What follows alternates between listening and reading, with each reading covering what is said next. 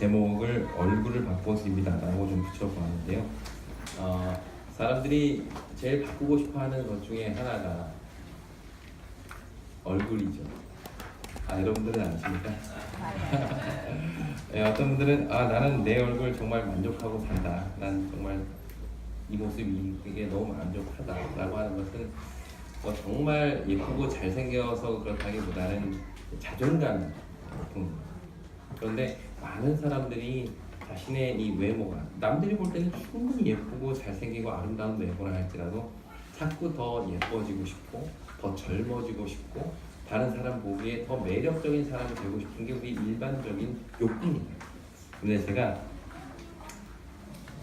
오늘 정말 특별한 방법을 통해서 우리의 외모가 정말 아름다워질 수 있는 방법을 알려드리도록 하겠습니다. 네, 우리 창세기 25장에 있는 말씀을 같이 보도록 하겠습니다. 창세기 25장 24절 있는 말씀입니다.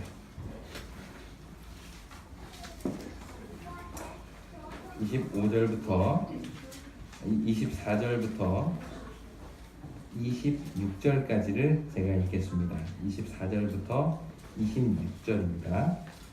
창세기 25장 24절부터 26절입니다.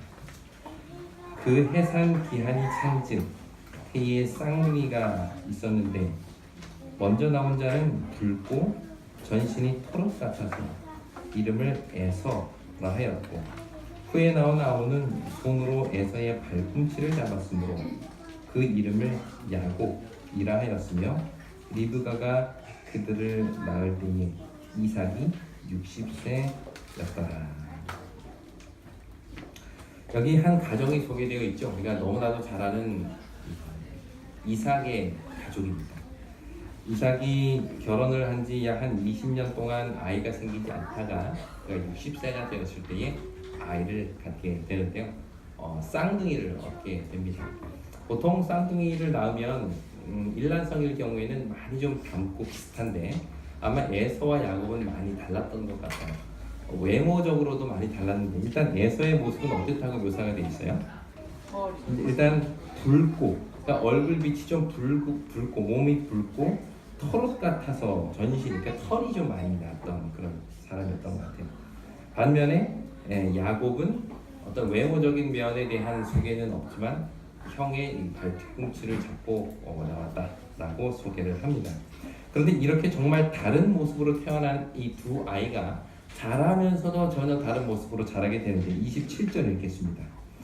그 아이들이 장성함에 에서는 익숙한 사냥꾼이었으므로 들 사람이 되고 야곱은 조용한 사람이었으므로 장막에 거주하니. 에서는 정말 남자다운 사람이었던 것 같아요. 여기 표현이니까 들 사람이라고 표현을 합니다.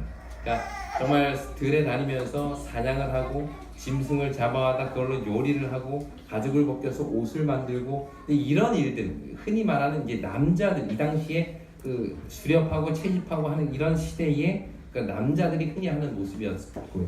반면에 야곱은 조용한 사람이었고 늘 집에 거하면서 이 어머니의 일을 도와주었던 것을 보게 됩니다. 이런 너무나도 다른 두 자녀의 모습은 부모의 마음에도 영향을 미칩니다. 28절 이삭은 에서가 사냥한 고기를 좋아하므로 그를 사랑하고 리브가는 야곱을 사랑하였더라. 우리가 일반적으로 자녀를 낳으면 어떻게 우리 집사님, 자녀님 더 사랑하고 좀 덜 사랑하는 자녀가 있습니까? 그래서 여기 자녀가 있으신 분들은 조심해서 대답하십니다. 더 사랑하고 덜 사랑하는 자녀들이 있나요? 10손가락 깨물어서 안 아픈 손가락은 없죠. 그런데 좀 더 아픈 손가락이 있고 덜 아픈 손가락이 있나요? 그렇습니다. 이 이삭과 리브가는 그랬던 것 같아요. 이삭이 에서를 좋아했습니다. 근데 그 이유가 뭐래요? 에서가 잡아오는 고기가 너무 좋아서 그랬다는 겁니다. 그러면 엄마는 왜 야곱을 더 좋아했을까요? 거기에 대해서 구체적으로 이야기하고 있지 않지만 그 윗절을 좀 통해서 추론해 보면 늘 장막에 거했다는 거예요. 그럼 장막에서 어머니와 함께 시간을 보내고 어머니를 돕고 가사일을 돕는 일을 많이 했겠죠. 이렇게 해서 이 둘은 아빠는 아들을, 엄마는 둘째 아들을 이렇게 좋아하는 마음을 갖게 되었다는 것입니다. 그러던 어느 날 한 특별한 사건이 벌어지게 됩니다. 바로 사냥에 나갔다 온 에서가 야곱과 어느 한 중요한 거래를 하는 이야기가 나옵니다. 29절부터 있는 말씀을 제가 읽겠습니다. 야곱이 죽을 쑤었더니 에서가 들에서 돌아와서 심히 피곤하여 야곱에게 이르되 내가 피곤하니 그 붉은 것을 내가 먹게 하라 한지라. 그러므로 에서의 별명은 에돔이다. 이 에돔이란 말이 이게 붉다라는 뜻이거든요. 야곱이 이르되 형의 장자의 명분을 오늘 내게 팔라. 에서가 이르되 내가 죽게 되었으니 이 장자의 명분이 내게 무엇이 유익하리요? 야곱이 이르되 오늘 내게 맹세하라. 에서가 맹세하고 장자의 명분을 야곱에게 판지라. 이 대목을 읽으면서 잘 이해가 되지 않는 부분이 있죠. 가족들 사이에서 특히 이 먹는 것, 음식으로 이러한 거래를 하는 일들은 이거는 흔치 않은 일입니다. 특히 이 당시에 이 유목민들에게 있어서 가장 중요한, 어떻게 보면 그들의 삶의 중요한 법칙 중에 하나가 뭐냐면, 누구든지 그 집을 지나가거나 집을 방문하는 사람이면 내가 아는 사람이든 모르는 사람이든 그 사람에게 내 것의 최선의 것으로 그 사람을 대접하는 것이 그게 유목민들의 일반적인 삶의 모습이었습니다. 그런 모습을 보였던 대표적인 사람이 누구예요? 아브라함입니다. 아브라함은 자기가 모르는 사람이 그 앞에 앉았다가 지나가는 것을 보고 들어와서 식사하고 가라고 모셔드렸는데 그들이 누구였어요? 천사들이었죠. 그래서 거기서 송아지를 잡아서 잘 대접을 합니다. 또 그 사람이 나중에 소돔에 갔을 때 조카 롯이 또 그들을 받아들이게 되고 그들에게 음식을 대접해요. 이게 일반적인 이 당시의 문화였어요. 그런데 그것도 가족이, 그것도 자기 형이 너무 배가 고픈데 그 먹을 거 죽을 쓰고 있었는데 그걸 좀 달라고 했을 때 야곱은 그에게 대번 거래를 요청합니다. 형은 그 거래를 받아들이고 자기의 장자권을 내가 줄 테니 그 팥죽을 달라 해서 먹게 되는 것이죠. 이런 모습을 통해서 이 가족의 분위기가 심상치 않다는 것을 보게 됩니다. 아빠는 아들이 고기를 많이 갖다 줘서 아들 좋아. 동생은 팥죽을 형에게 장자권으로 팔고. 나중에 이야기가 또 나오겠지만 27절에 보면 형이 야곱을 죽이려고 온다는 이야기를 듣자 야곱은 뭘 하는가 하면 자기가 가지고 있는 모든 동물들을 형한테 이렇게 뇌물처럼 주면서 자기를 좀 잘 봐주기를 부탁을 합니다. 이때도 뭔가 이 관계가 자꾸 거래적으로 이루어지는 것을 이렇게 보게 돼요. 우리는 흔히 에서가 자신의 축복을 야곱이 가로챈 것을 알고 그 즉시 이제 분노로 인해서 그를 죽이려고 했다라고 일반적으로 생각을 합니다. 우리가 그 이야기를 너무 잘 알아서 잠깐 설명을 많이 하진 않겠지만 그 이후에 아버지가 에서를 좋아해서 에서를 축복하려고 하자 아버지를 속이고 자기가 대신 축복을 받죠. 그거에 대해서 분노해서 에서가 야곱을 죽이려고 합니다. 근데 사실 그때 이 에서의 생각은 곧바로 야곱을 죽이려는 마음은 아니었어요. 그럼 언제 죽이려고 한 걸까요? 한번 성경을 찾아보겠습니다. 창세기 27장 42절부터 있는 말씀입니다. 창세기 27장 42절부터 44절까지 있는 말씀입니다. 제가 읽겠습니다. 맏아들 에서의 이 말이 리브가에게 들리매 이에 사람을 보내어 작은 아들 야곱을 불러 그에게 이르되 내 형 에서가 너를 죽여 그 한을 풀려 하니 내 아들아 내 말을 따라 일어나 하란으로 가서 내 오라버니 라반에게로 피신하여 내 형의 노가 풀리기까지 몇 날 동안 그와 함께 거주하라. 자, 지금 무슨 부탁을 하는가 하면 야, 너 형이 너를 지금 죽이려고 한다. 그러니 형이 지금 그 분노가 막 끌어오르고 있는데 요것이 좀 잠시 지나면 없어질 테니까 그때까지만 해서 라반 내 집에 좀 가 있어 라고 이야기를 한 것입니다. 근데 이때 에서는 41절에 보면 어떤 생각을 하고 있었는가 하면 아버지를 곡할 때가 가까웠은즉 내가 내 아우 야곱을 죽이리라 이렇게 이야기를 합니다. 그러니까 에서는 아버지가 살아계실 때는 자기 동생을 죽이려는 생각은 아니었어요. 자기가 볼 때 아버지가 그때 당시에 눈도 되게 어두웠잖아요.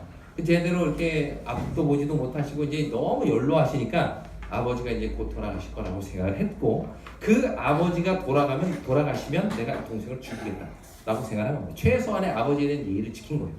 근데 리브가가 봤을 때에도 아버지가 돌아가실 때가 얼마 남지 않은 것 같죠. 그러다 보니까 둘째 야곱을 불러서 보내고, 너 형 알지? 형은 마음이 냄비처럼 들끓기 때문에 지금 저렇게 분노해도 곧 사라질 거야 라고 하고는, 형의 마음이 좀 괜찮아지면 내가 너를 부를 테니 잠깐만 피해 있어라. 여기 표현해보면 몇 날 동안만 거기 있어라 라고 이야기를 한 겁니다. 그런데 놀랍게도 형 에서의 마음은 리브가의 생각처럼 쉽게 가라앉지 않았어요. 뿐만 아니라 에서의 생각처럼 아버지도 금방 돌아가시지 않았습니다. 성경을 통해서 알 수 있듯이 리브가가 먼저 죽고 나중에 이삭은 야곱과 에서가 다 화해한 이후에 돌아가셔요. 그러자 에서는 기다리다 못해 아버지가 돌아가시기도 전에 야곱을 죽이기 위하여 하란으로 갑니다. 내가 흔히 생각하기를 하란으로 아무도 몰래 엄마가 몰래 거기를 숨겼다고 생각을 하지만, 사실은 성경에 보면 아버지와 이야기하고 엄마와 이야기해서 야곱이 지금 하란에 있다는 것을 형은 이미 알고 있었어요. 그래서 참다 시간이 한 20년이 지난 세월 동안 그냥 참고 누르고 기다리다가 도저히 참을 수가 없어서 400명의 군사를 이끌고 동생을 죽이러 가는 겁니다. 이때의 기간이 몇 년이 지났다고요? 20년이 지났습니다. 여러분 혹시 누군가를 정말 미워하고 막 누군가에 대한 분노가 막 휩싸였을 때 그것을 한 20년 동안 이렇게 좀 간직해 본 적 있으세요?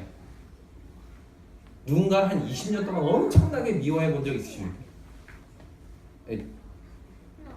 그러기가 쉽지가 않아요. 예.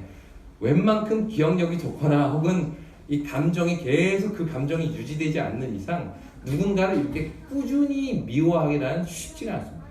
근데 에서는 그 분노가 사그러들지 않았던 것 같아요. 자, 이제 제가 드리고 싶은 내용은 지금부터입니다. 이제 처음에 분노한 에서가 아버지가 돌아가시를 아무리 기다려도 돌아가시지 않자 마침내 그 분노를 표출하기 위하여 길을 떠납니다. 그때 마침 야곱은 20년 동안 하란에서 지내다가 집으로 돌아오고 있는 그 길이었죠. 그때 먼저 종들을 보내서 형 에서의 상태를 묻게 됐고, 그 종들로부터 400명의 군사를 보내고 당신을 지금 잡으러 오고 있다는 이야기를 듣게 됩니다.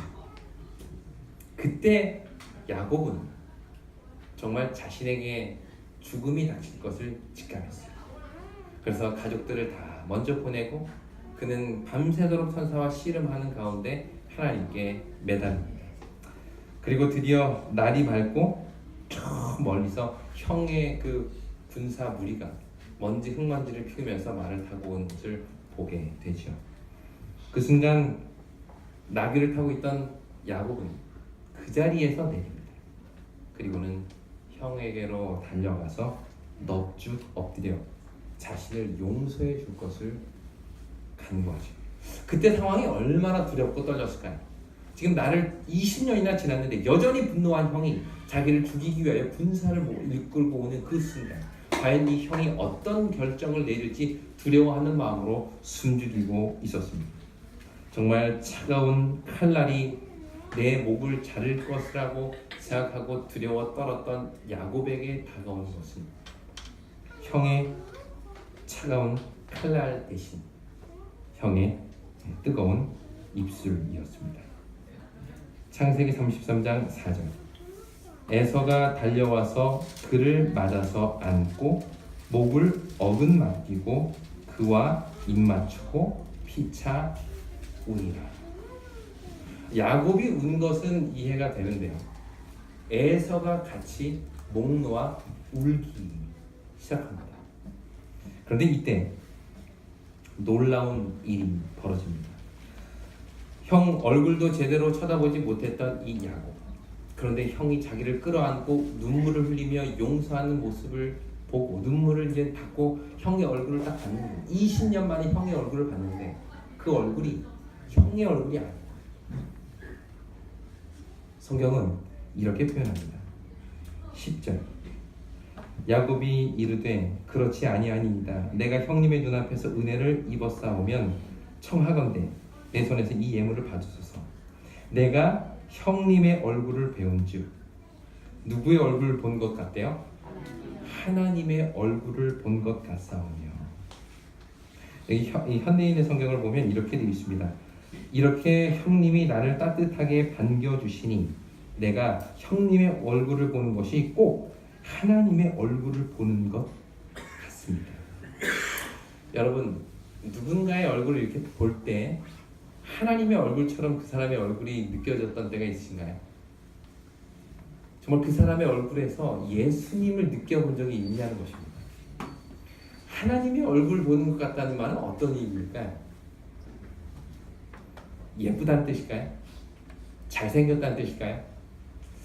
사실 세상에서 가장 아름다운 사람의 모습, 그것은 저 사람의 얼굴은 하나님의 얼굴 같아요. 이 표현이 아닐까요? 원래 우리는 하나님의 얼굴로 창조된 인간입니다. 하나님의 형상대로 만들어진 존재죠.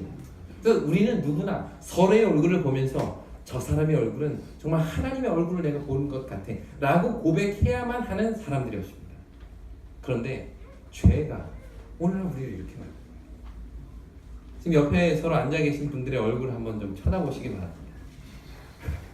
어떻게 하나님의 얼굴 보는 것 같으신가요?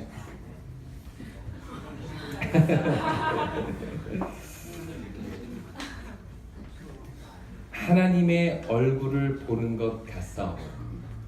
과연 죄로 인해서 많이 망가진 오늘의 우리의 모습이 다시 하나님의 얼굴로, 하나님의 모습으로 변화될 수 있는 방법은 뭘까요? 세상 사람들이 요구하는, 원하는 그냥 아기자기하고 예쁘고 잘생긴 얼굴 말고 모든 사람들의 마음을 녹아내리게 할 수 있는 그 얼굴. 사람들이 우리를 봤을 때, 하나님을 모르는 사람들이 봤을 때, 교회 밖에 있는 사람들이 우리의 모습을 봤을 때 정말 우리의 모습 속에서 예수의 얼굴을 볼 수 있게 하는 방법은 뭘까요? 그것은 바로 용서입니다. 용서. 누군가를 진심으로 용서할 때 용서받은 사람은 그 사람의 얼굴을 통해서 누구를 봐요? 하나님을 봅니다. 하나님. 여러분들 정말 잘생겨지고 싶으시죠? 정말 아름다워지고 싶으시죠? 그 비결은 예수 그리스도의 마음으로 용서하는 거예요. 용서하는 사람의 얼굴은 용서받은 사람의 눈에 하나님을 같이 보입니다. 제가 한 번은 몇 해 전에 여름에 학생 야영회가 있어서 그걸 이제 준비하러 다 동원이 연차 1년차부터 10년차까지 다 이제 동원이 됩니다. 그래서 사수동산에 들어가서 이런저런 준비를 막 하고 이제 점심을 먹으러 나오는데 거기 콩나물 국밥집에 갔어요. 거기 가서 이제 4시 이렇게 앉아서 콩나물 국밥을 먹는데 콩나물 국밥이 저희 옆집에서 파는 그런 게 아니라 약간 국물이 되게 걸쭉하고 그 계란과 뭐 온갖 것들이 다 들어가 있고 거기 밑에 밥이 아예 말려져서 나오는 콩나물 국밥이었어요. 제가 너무 배가 고파가지고 정말 허겁지겁 막 먹었습니다. 제 옆에는 선배 목사님, 또 여기 선배 목사님 있고 제 앞에는 제 동기 목사님 이렇게 앉아서 밥을 막 먹고 있었어요. 근데 급하게 먹다 보니까 그 밥알 하나가 기도로 넘어갑니다. 그래서 먹다가 지금 누가 해주셨죠? 했는데 이 입안에 있던 콩나물이며 밥알이며 너무 상상하지 계란이며 이게 앞에 있는 사람의 그냥 얼굴과 온 몸에 아주 정말 골고루 이게 이렇게 날아가서 이렇게 붙었어요. 그 친구가 안경을 쓰고 있었는데 안경에 콩나물만 너무 난처했어요. 정말 진짜 몸둘 바를 모르겠더라고요. 너무 미안해서. 근데 이 친구가 그때 저에게 이런 이야기. 그 순간 친구가 싱긋이 웃으면서 야 성진아, 너 많이 배고팠나 보구나. 안 뺏어 먹을 테니까 천천히 먹어. 그 말을 듣는데 이 콩나물 국밥 뒤집어 쓴 이 친구가 정말 하나님 얼굴처럼 보여요. 이게 사실 그렇잖아요. 우리가 친하고 아는 사람도 그 여름 더운데 그 더러운 입에 있던 국이 그냥 온몸에 튀었는데 얼마나 짜증이 납니까? 근데 정말 아무렇지도 않게 싱긋이 웃으면서 그런 말을 던지는 그 친구를 보는데 정말 그 얼굴이 너무 아름답고 잘생겨 보이더라고요. 혹시 여러분 그런 경험 하신 적 있으십니까?